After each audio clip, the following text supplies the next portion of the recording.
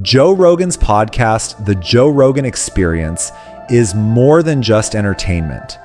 It's a masterclass on life, success, and resilience, straight from some of the world's most brilliant minds. Today, we're diving into 5 transformative lessons from his most iconic guests, lessons that can reshape how you think, work, and live. Let's get started. First up, Elon Musk. Think long-term to solve big problems. Elon Musk challenges us to think beyond the present. In his conversation with Joe Rogan, he discussed how focusing on long-term goals like renewable energy and space exploration can lead to groundbreaking innovations. Musk emphasizes that tackling hard problems, even when success isn't guaranteed, is what drives meaningful progress. Electric airplane isn't necessary right now. Electric cars are important. We need Solar some sort energy of, is important. Stationary storage of energy is important. These things are much more important than creating electric supersonic VTOL. Also, the planes naturally, you really want that gravitational energy density for an aircraft, and this is improving over time. So, you know, it's important that we accelerate the transition to sustainable energy. That's why electric cars, it matters whether electric cars happen sooner or later. You know, we're really playing a crazy game here with the atmosphere and the oceans. We're taking vast amounts of carbon from deep underground and putting this in the atmosphere. This is crazy. We should not do this. It's very dangerous. So we should accelerate the transition to sustainable energy. The bizarre thing is that obviously we're going to run out of oil in the long term. You know, there's only so much oil we can mine and burn. It's tautological. We must have a sustainable energy transport and energy infrastructure in the long term. So we know that's the end point. We know that. So why run this crazy experiment where we take trillions of tons of carbon from underground and put it in the atmosphere and oceans? This is an insane experiment. All right, you get the point. Elon is always innovating in everything he does, and he's constantly pushing to take the next step, even if it's risky. So I challenge you, try to innovate today and see what happens. Now, on to the next guest. The second person is David Goggins. Mental toughness is everything. Now imagine pushing your body and mind to their absolute limits. David Goggins, the Navy SEAL turned motivational icon, lives by one mantra: stay hard.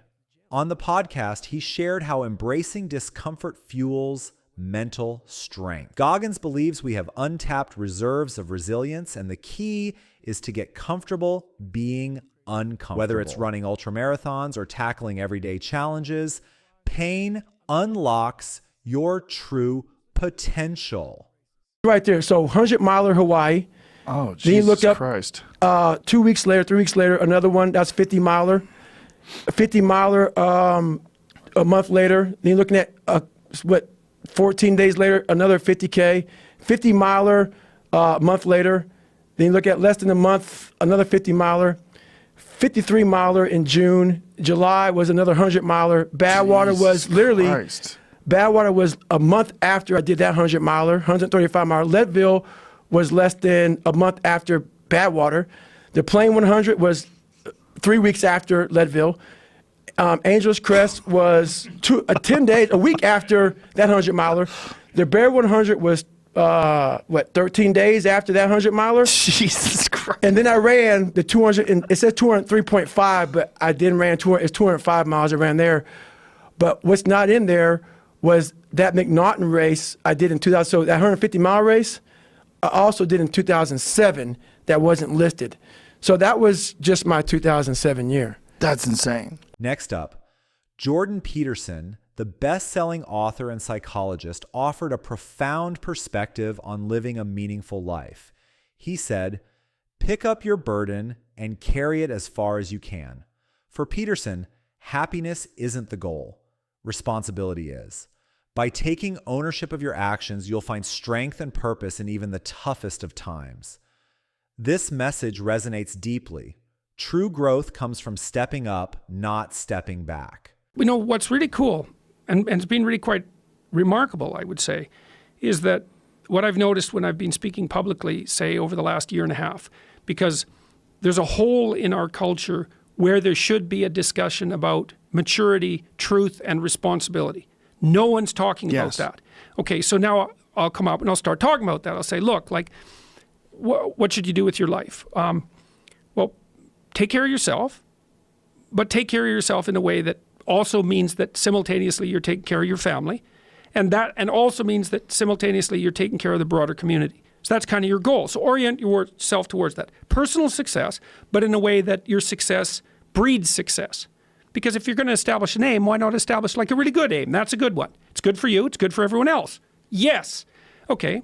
That'll give your life some meaning. Now make a plan, generate a vision. That's what the Future Authoring Program helps people with. Develop a vision of what your life could be like if it was worth living, despite all its suffering. It's like, what would you need so that you would be happy to be alive? You'd find your life meaningful, so you don't get all bitter and resentful and cruel and hostile and ideologically addled and like murderous and genocidal. It's like none of that. You think real hard. How would you have to configure your life so that despite its suffering and the malevolence that's part of it, that you would regard it as worthwhile? So that's up to you to develop a vision. Then put a plan into practice. And so when I talk to people about this, and most of my audiences are young men, it's probably about 65, 35. More and more women are showing up, but that's about what it is right now. The halls are dead silent. You could hear a pin drop because nobody's said so clearly for like 50 years that almost all the meaning that you will need to get you through the hard times of your life is going to be a consequence of adopting responsibility, not of rights and impulsive action, impulsive freedom. Like, fine, rights, yeah, got it. Freedom, no problem. Even freedom to do impulsive things, fine. But that isn't where you're going to find the meaning that keeps you sustained through the storms of life. That's going to be, you take care of yourself, you take care of your intimate partner, you take care of your damn family. You don't run off. You take care of your community. You rescue the wisdom from the past. You stand up straight and you be courageous despite the fact that life is tragic and tainted by malevolence. It's like that's ancient wisdom. That's what that is. Next person is Naval Revacant. Naval emphasizes that everyone wants to be wealthy, happy, and fit. He talks about how these desires are universal, but real happiness comes from inner peace, not just financial success. He argues that we need to prioritize our mental and emotional well-being while striving for wealth. Let's go back to desire.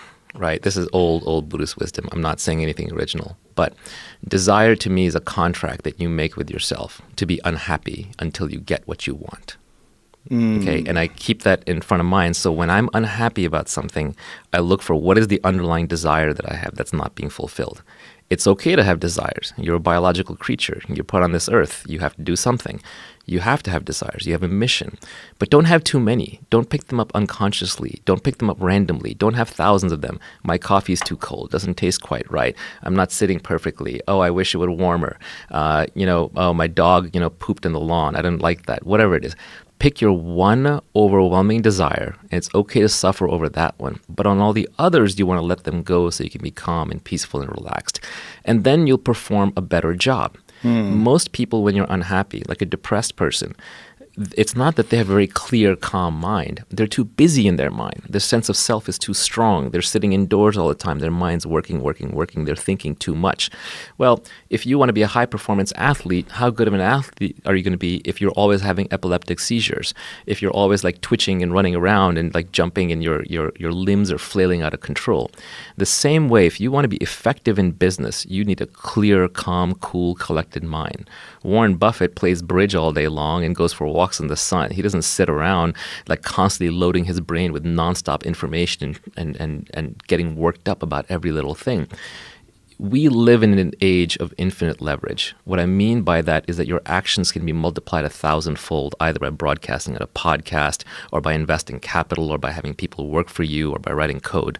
So because of that, the impacts of good decision-making are much higher than they used to be. because now you can influence thousands or millions of people through your decisions or your code. So a clear mind leads to better judgment, leads to better outcome. So a happy, calm, peaceful person will make better decisions and have better outcomes. So if you want to operate at peak performance, you have to learn how to tame your mind, just like you have to learn how to tame your body. Next up, Jocko Willink. Jocko Willink talks extensively about how discipline is the key to achieving freedom in life. He emphasizes that the more disciplined you are in your daily routines, the more freedom you gain in the long run, whether that's in terms of achieving personal goals, maintaining physical fitness, or living up to your potential. The book, and when the kid finally does his 10 pull-ups, that was his goal, and his uncle says, do you understand what this is about? And this kid says, well, it's about, I can do pull-ups now. And he says, no, this is about everything. About everything that you want to do in life. You're going to have to work for it. You're going to have to come up with a plan. You're going to have the discipline to execute that plan. And when you do that, you're going to be able to achieve what you want to achieve.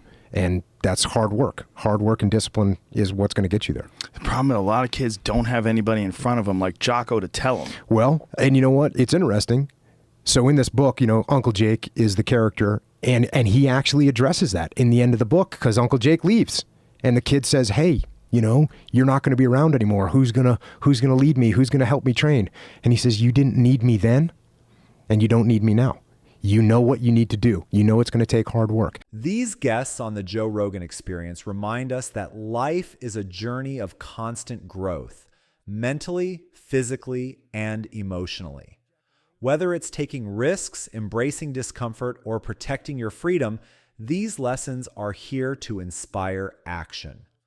So, what was your favorite takeaway? Drop a comment below, and don't forget to like and subscribe for more podcast breakdowns.